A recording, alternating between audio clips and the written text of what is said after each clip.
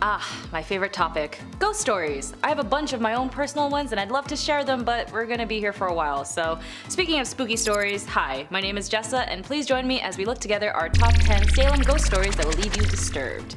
Oh, and before we begin, in my last video I was in top 10 scariest families in history that will give you chills. I gave you guys a riddle. Did you get it? The riddle was, what can you catch but never throw? The answer is, drumroll please, a cold. Your next riddle will be at the end of this video. Anyways, let's get started. Number 10. Cinema. If you ever need a date for the movies but no one is available, you'd be happy to know that there could be someone waiting for you already at the movie theaters. Located on East India Square, Cinema Salem, according to staff, is definitely haunted. One former manager says that while in the projection booth one night, he saw a man in a black Victorian-era formal wear sitting in theater number 3. There was no movie playing and the cinema was otherwise empty, so he went downstairs to ask the man to leave. By the time he arrived down the stairs, the man in black had disappeared. Number 9. Bed and breakfast. I too love waking up in the middle of the night and witnessing a paranormal activity, and I'm sure you do too when you visit this bed and breakfast located inside a building that dates back to 1808. In this New England charming building have reported more than one incidence of a haunting. A young woman's ghost and the spirits of young children are rumored to haunt the building, lingering around the rooms from the washrooms, the bedrooms, and throughout the halls. Sort of like a Shining-esque situation. The ghostly woman has reported to be seen wearing turn-of-the-century clothing and seems to occur mainly around night, but there are times belongings would be moved when no one else seems to be in the room. Number 8. Derby Waterfront. In the late 17th century, the strip of taverns on Derby Street across from Derby Wharf became the go-to place for illegal activity. Sailors and sea captains visiting Salem's used underground tunnels to make their way to brothels into the red light district. Ooh la la. It's also rumored that they would use the tunnels to kidnap people. Today, the stretch of Derby Street is still home to cafes and taverns, including the Witch's Brew. The spirits of the old sailors linger, with disembodied voices floating through the air and sightings of pirates mysteriously emerging from the water. I don't know if it was the Black Pearl or the Flying Dutchman, but if there's any evidence of that, I'd like to see it. Number 7. Salem University. Formerly known as the Salem Normal School, Salem State University was established in 1854 and it is said to be haunted by a number of spirits. Bodwich Hall is a popular location for paranormal activity, especially in room number 222, where reports of beds violently shaking have occurred, along with loud banging noises that can only be heard from inside the room. Other cases including 2 girls who were said to be electrocuted in the Grammarly Library and are reported still lingering among the stacks of books. Nerds! And a third of it I'm so mean. And a third is a young girl who died in the elevator shaft inside Kelville Hall. Babcock Hall is also believed to have a haunted photo as well. Number 6. Hawthorne Hotel. When it comes to paranormal investigations, the Hawthorne Hotel is probably the most popular. Guests of the Hawthorne Hotel have often reported seeing a female apparition walking up and down the hall outside and pausing at the door of some rooms. Those staying in the rooms themselves, like room 612, had often mentioned that they felt uneasy, sometimes sick, and an uncomfortable feeling that, maybe they're not alone. Room 325 has been said to be so haunted that the lights and faucets would turn on and off by themselves. Some guests have noticed the sounds of a crying baby and feel like they've been touched.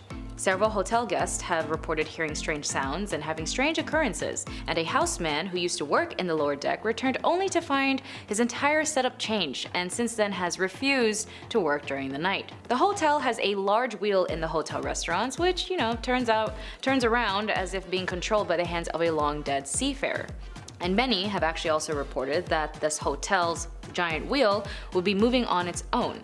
Number 5. Old Salem Jail. When it comes to reconstructing buildings and cities, typically it would be on top of a parking lot or a rundown building.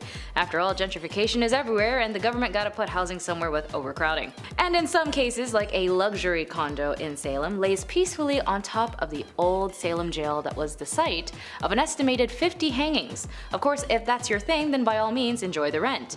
The jail opened in 1813 next to the Howard Street Cemetery, where Giles Corey was pressed to death by none other than the nepotism baby Sheriff George Corwin during the witch trials. The Boston Strangler, Albert DeSalvo, was also jailed here. For those who don't know Albert, he was a serial killer in Boston where he confessed the torment and death of 13 women from 1962 to 1967. However, he did die in a different prison for selling illegal substances at a different price to an Irish mob member, where he was, dead. Either way, the conditions of this prison was so bad that in 1984 that the inmates were actually able to sue the county. A federal judge had the jail closed down after its long history of being the oldest operating prison in America, and it was closed 7 years later and then fully renovated to a Salem condo apartment that retails up to $500,000 or by rent nearly $3K. Sign me up. I'm joking, I don't want to. I'm poor. Number 4, I just want a drink. We're not number 1, but we're right up there, is the logo and motto of Bunghole Slickers in Salem, Massachusetts. The name bunghole was actually a term used during Prohibition as a key slang phrase. Like, psst, hey, I'll meet you here tonight at the bunghole. I don't know why they chose that, but why not? But aside the colorful history to the original bunghole liquor store in the bewitching Salem, you'd be surprised to discover that this building used to be a funeral home. Apparently, liquor flowed freely in the funeral parlor basement, the same place where the bodies were embalmed.